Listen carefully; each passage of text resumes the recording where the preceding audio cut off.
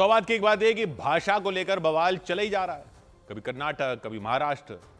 मुंबई में पवई में एक सिक्योरिटी गार्ड को सिर्फ इसलिए पीट दिया क्योंकि वो मराठी नहीं बोल पाए। हालांकि मराठी को लेकर सिक्योरिटी गार्ड ने भी उल्टा सीधा कुछ बोला जो बिल्कुल नहीं बोलना चाहिए था। लेकिन आपका मत जरूर हो सकता है कि मुंबई में रहने वालों को मराठी आनी चाहिए, लेकिन किसी को नहीं आती तो आप मार थोड़ी सकते हो। उन लोगों ने गार्ड को घेर लिया, थप्पड़ मारे, चिल्लाए कि मराठी बोलो, माफी मांगो। हाथ जोड़े गार्ड साहब खड़े रहे, मगर उन लोगों का गुस्सा ठंडा नहीं हुआ। और ऐसा पहली बार तो हुआ नहीं, आए दिन कहीं ना कहीं से ऐसी खबर आ जाती है। कुछ दिन पहले एक मॉल में काम करने वाले व्यक्ति को मराठी नहीं आती थी तो वहां कुछ लोगों ने तोड़फोड़ कर दी थी। तो क्या कोई कानून है क्या कि जहां काम करते हो वहां की भाषा आपको नहीं आती तो आप वहां नहीं काम कर सकते या वहां नहीं रह सकते? अरे गार्ड को काम पर रखा ना किसी ने, मॉल में भी काम पर रखा था ना किसी ने, तो क्यों रखा उनको काम पर? क्या यह शर्त रखी थी कि जिसको मराठी नहीं आती होगी उसको नहीं रखेंगे? कानून भी ऐसा कोई नहीं है, बल्कि कानून तो यह है कि देश का कोई भी नागरिक देश में कहीं भी रह सकता है, कहीं भी काम कर सकता है। और लास्ट जब हमने चेक किया था तो मुंबई देश में ही था। सेम बाबा साहब का संविधान वहां भी लागू है। आप बाबा साहब के संविधान के खिलाफ हो क्या? और अगर ऐसा कानून आप चाहते हो कि जहां रहो वहां की भाषा आना कंपलसरी हो, तो बना दो ना कानून। बना दो कानून की सरकारी हो या प्राइवेट हो, कोई भी नौकरी अगर इस राज्य में करनी होगी तो हमारी भाषा जानना बोलना जरूरी होगा, नहीं तो नौकरी नहीं कर सकते।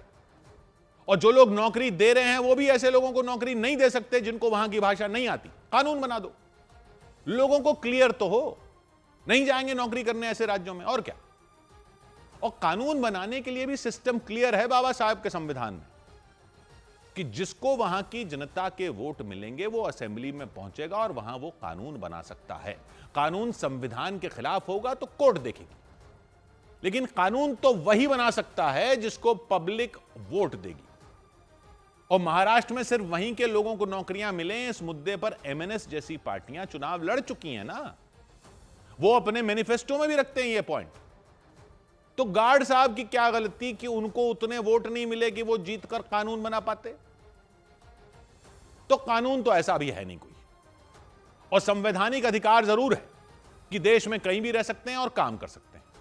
तो अगर कोई इस बात पर पीटने आएगा तो वो गैर कानूनी है, और गैर कानूनी है तो कोई रोको ना। पीट कैसे सकता है कोई इस बात पर? पब्लिक का समर्थन भाषा के मुद्दे पर हो या ना हो, पीटने का क्या मतलब?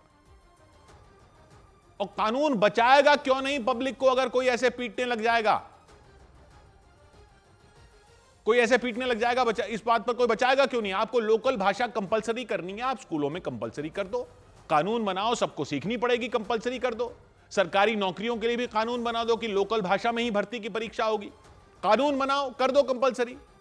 प्राइवेट नौकरी के लिए भी करना है तो कानून से कर दो, धंधा करने के लिए भी करना है तो कानून से कर दो।